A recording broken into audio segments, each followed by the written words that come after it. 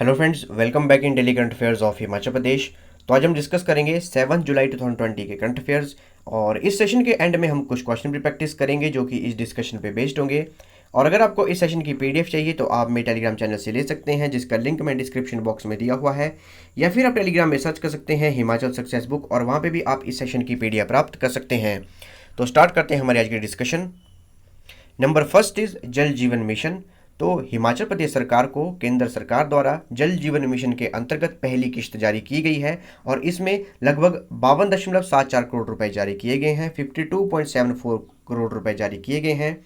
अगर बात की जाए हिमाचल प्रदेश में जल जीवन मिशन की, तो हिमाचल के हर घर को 2022 तक स्वच्छ पेयजल पहुंचाया जाएगा और ये पेयजल functional house hold tap connections के थ्रू पहुंचाया जाएगा, जिसे हम FHTC भी कहते हैं। और वहीं बात की जाए इस मिशन के शुभारंभ की, तो हिमाचल प्रदेश में ये मिशन मंडी डिस्ट्रिक्ट के टीरा से इसकी शुरुआत की गई थी, इसका शुभारंभ किया गया था। और जल जीवन मिशन में 31 अगस्त 2022 तक लगभग 16,68,523 घरों को नल से स्वच्छ पेयजल उपलब्ध करवाया जाएगा। वहीं बात की जाए इसकी कंट्रीब्यूशन की, तो जब इसे इंस्टॉल किया जाएगा घरों में तो 100 रुपये इसकी इंस्टॉलेशन फीस ली जाएगी। अगर बात की जाए इस विभाग की, जल शक्ति विभाग की, तो इसे पहले सिंचाई और सार्वजनिक स्वास्थ्य विभाग भी कहते थे, irrigation and public health department भी कहते थे। और इसके मंत्री हैं जो जल शक्ति मिनिस्टर हैं, वो है महेंद्र सिंह ठाकुर। आप देख सकते हैं तस्वीर में, ये है हमारे जल शक्ति मिनिस्टर महेंद्र सिंह ठाकुर। अगर बात की जाए जल जीवन मिशन की, तो इसकी शुरुआत 15 अगस्त 2019 को हमारे इंडिपेंडेंस डे पर प्राइम मिनिस्टर नरेंद्र मोदी द्वारा शुरुआत इसकी की गई थी। और इसके लिए लगभग 3,50,000 करोड़ रुपए इसके लिए बजट भी अलॉट किया गया है। अगर बात की जाए हमारी मिनिस्ट्री ऑफ जल शक्ति की, यूनियन मिनिस्ट्री ऑफ जल शक्ति की, तो इसकी स्थापना मई 2019 में की गई थी और इसमें दो मंत्रालयों को मिलाया गया है, ministry of water resources, river development and Ganga rejuvenation, और ministry of drinking water and sanitation. इन दो मंत्रालयों को मिलाया गया है और मिनिस्ट्री ऑफ जल शक्ति का निर्माण किया गया है। वहीं बात की जाए इसके मंत्री की, इसके मिनिस्टर की, तो वो है गजेंद्र सिंह शेखावत।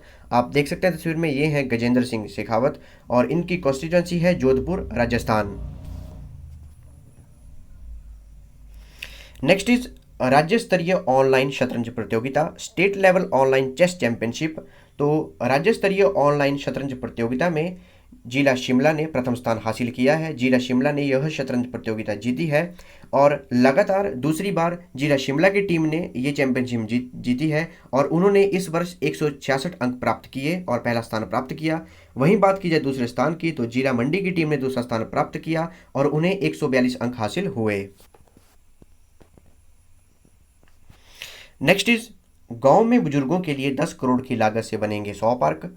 तो प्रदेश के सभी ब्लॉकों में 78 ब्लॉक्स में वरिष्ठ नागरिकों के लिए, सीनियर सिटीजन के लिए 10 करोड़ रुपए की लागत से 100 नए पार्कों का निर्माण किया जाएगा, उन्हें डेवलप किया जाएगा।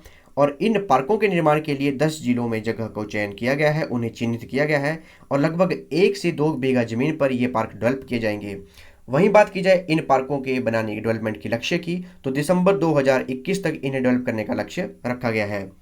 अगर बात की जाए इन पार्कों के निर्माण की, तो इन पार्कों का निर्माण मनरेगा और स्वच्छ भारत मिशन ग्रामीण के अंतर्गत किया जाएगा। और वहीं बात की जाए इसके बजट की, तो इसका बजट 14वें वित्त आयोग से लिया जाएगा। अगर बात की जाए पहले चरण में जो 10 जिलों की जगह चिन्हित की गई है, चयनित की गई है, तो उनमें है जिला ऊना का बंगाणा, कुल्लू के बंजार और नग्गर, लाहौल स्पीति में काजा, कांगड़ा में नगरोटा, बगवां और सुलह, सिरमौर में पौंटा साहिब, चंबा के तीसा और भटियात, किन्नौर जिले के कल्पा, सोलन में कंडाघाट, शिमला के रोहडू और हमीरपुर जिले में नदौन में इन पार्कों को डेवलप किया जाएगा। ये वो 10 जिले हैं जिनको चयनित किया गया है, जिनकी जगह को चयनित किया गया है और ये 100 पार्क डेवलप किए जाएंगे पहले चरण में। वहीं बात की जाए इन 100 पार्कों की, तो इन्हें पंचवटी योजना के अंतर्गत डेवलप किया जाएगा और इस पंचवटी योजना की शुरुआत मुख्यमंत्री जयराम ठाकुर द्वारा की गई थी, इसका शुभारंभ किया गया था। इसके अंतर्गत पंचवटी योजना के अंतर्गत वरिष्ठ नागरिकों के सैर सपाटे के लिए मनोरंजन हेतु पंचायतों में योजना के तहत पार्कों और बागों का निर्माण किया जाएगा और इन पार्कों का निर्माण मनरेगा के तहत किया जाएगा और ग्रामीण लोगों को भी इसके अंतर्गत रोजगार प्रदान किया जाएगा। और पार्क में सैर करने के लिए ट्रैक बनाए जाएंगे, बेंच व कुर्सियां रखी जाएंगी और शौचालयों की सुविधा भी प्रदान की जाएगी। और रही बात इनके रखरखाव की, तो जो संबंधित पंचायतें हैं वही इन पार्कों का रखरखाव करेंगी। वहीं बात की जाए कि कौन से मंत्रालय के अंतर्गत इन पार्कों का निर्माण किया जाएगा, तो पंचायती राज एंड रूरल डेवलपमेंट मिनिस्ट्री के अंतर्गत इनका निर्माण किया जाएगा। और वहीं बात की जाए हिमाचल के पंचायती राज और रूरल डेवलपमेंट मंत्री की, तो वो है वीरेंद्र कंवर। आप देख सकते हैं तस्वीर में, ये है वीरेंद्र कंवर और इनकी कॉन्स्टिट्यूंसी है Kutlehar Una. Next is Kol dam project, Kol बांध परियोजना। तो NS Thakur NTPC Kol dam के चीफ जनरल मैनेजर नियुक्त किए गए, उन्हें ये कार्यभार दिया गया, उन्हें मुख्य महाप्रबंधक का कार्यभार दिया गया एनएस ठाकुर को। अगर बात की जाए कोल डैम प्रोजेक्ट की, कोल बांध परियोजना की, आप देख सकते हैं तस्वीर में, ये है कोल बांध परियोजना जिसे सतलुज नदी के ऊपर बनाया गया है और ये बिलासपुर और मंडी डिस्ट्रिक्ट दोनों में बिलोंग करता है, दोनों की बाउंड्री पर है। और अगर बात की जाए पावर जनरेशन की, तो लगभग 800 मेगावाट की पावर जनरेट की जाती है और इसे बनाया गया था नेशनल थर्मल पावर कॉरपोरेशन के अंतर्गत द्वारा इसे बनाया गया था, एनटीपीसी के द्वारा इसे बनाया गया था। अगर बात की जाए इसके फाउंडेशन स्टोन की, तो 5 जून वर्ष 2000 को उस समय के प्रधानमंत्री अटल बिहारी वाजपेयी जी द्वारा इसका फाउंडेशन स्टोन रखा गया था। नेक्स्ट इज कुछ वन लाइनर्स हैं, इंपॉर्टेंट वन लाइनर्स हैं। नंबर फर्स्ट इज जिला सोलन के जो औद्योगिक क्षेत्र है, इंडस्ट्रियल एरिया है, जिसे हम बीबीएन के एरिया कहते हैं, बद्दी बरोटीवाला नालागढ़, तो पर्यावरण प्रदूषण को कम करने के लिए लगभग 1 लाख पौधों का वहाँ पे पौधारोपण किया जाएगा। और इन 1 लाख पौधों का पौधारोपण इंडस्ट्री और फॉरेस्ट डिपार्टमेंट मिलकर करेंगे और इसे पब्लिक प्राइवेट पार्टनरशिप, जिसे हम PPP मोड कहते हैं, उसके अंतर्गत इन 1 लाख पौधों का पौधारोपण किया जाएगा।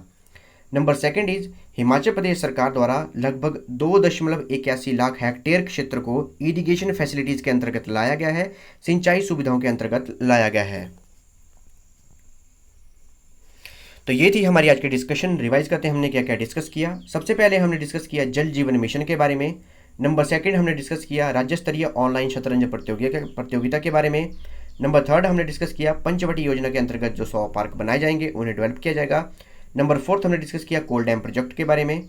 नंबर फिफ्थ में हमने डिस्कस किया बीबीएन एरिया में 1 लाख पौधों का पौधारोपण किया जाएगा। और एंड में हमने डिस्कस किया लगभग 2.81 लाख हेक्टेयर भूमि को हिमाचल प्रदेश सरकार द्वारा सिंचाई सुविधाएं इरिगेशन फैसिलिटीज के अंतर्गत लाया गया है। अब हम कुछ क्वेश्चन प्रैक्टिस करेंगे जो कि इस डिस्कशन पे बेस्ड होंगे। तो स्टार्ट करते हैं हमारी question practice. Number first is under Jal Jeevan mission in Himachal Pradesh functional household tap connections will be given to every household by. Himachal Pradesh में जल जीवन मिशन के अंतर्गत सभी घरों में स्वच्छ पेयजल उपलब्ध करवाने का लक्ष्य कब तक निर्धारित किया गया है। तो ये हमारे 4 ऑप्शंस हैं और आपके पास 5 सेकंड इस क्वेश्चन को अटेम्प्ट करने के लिए। अटेम्प्ट कीजिए, आपका टाइम शुरू होता है अब।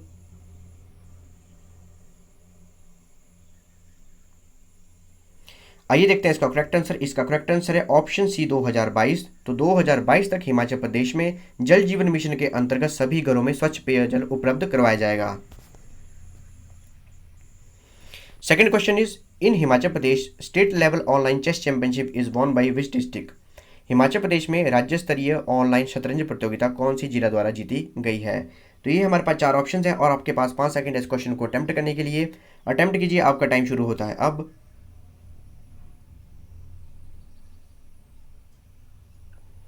आइए देखते हैं इसका करेक्ट आंसर। इसका करेक्ट आंसर है ऑप्शन सी शिमला। तो शिमला जिले द्वारा, शिमला जिला की टीम द्वारा राज्य स्तरीय ऑनलाइन शतरंज प्रतियोगिता जीती गई है। Next question is how many parks will be developed by state government for senior citizens under Panchvati योजना। पंचवटी योजना के अंतर्गत राज्य सरकार द्वारा वरिष्ठ नागरिकों के लिए कितने पार्क विकसित किए जाएंगे।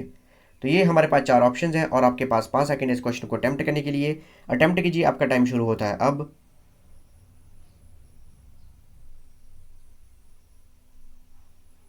आइए देखते हैं इसका करेक्ट आंसर। इसका करेक्ट आंसर है ऑप्शन बी 100। तो पंचवटी योजना के अंतर्गत वरिष्ठ नागरिकों के लिए 100 पार्कों का निर्माण किया जाएगा। Next question is Kol dam project is built on which river. Kol dam परियोजना कौन सी नदी के ऊपर बनाई गई है। तो ये हमारे पास 4 ऑप्शंस हैं और आपके पास 5 सेकंड इस क्वेश्चन को अटेम्प्ट करने के लिए। अटेम्प्ट कीजिए, आपका टाइम शुरू होता है अब।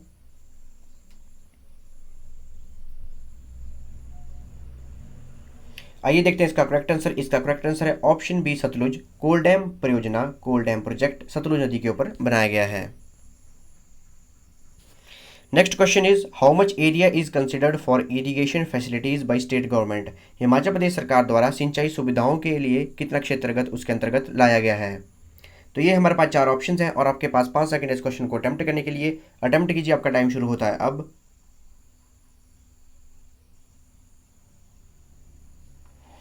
आइए देखते हैं इसका करेक्ट आंसर। इसका करेक्ट आंसर है ऑप्शन डी, लगभग 2.81 लाख हेक्टेयर, लगभग 2.81 लाख हेक्टेयर भूमि को इरिगेशन फैसिलिटीज़ और सिंचाई सुविधाओं के अंतर्गत लाया गया है। तो ये थी हमारी आज की discussion. Thanks for watching video. Do like, share and subscribe my channel.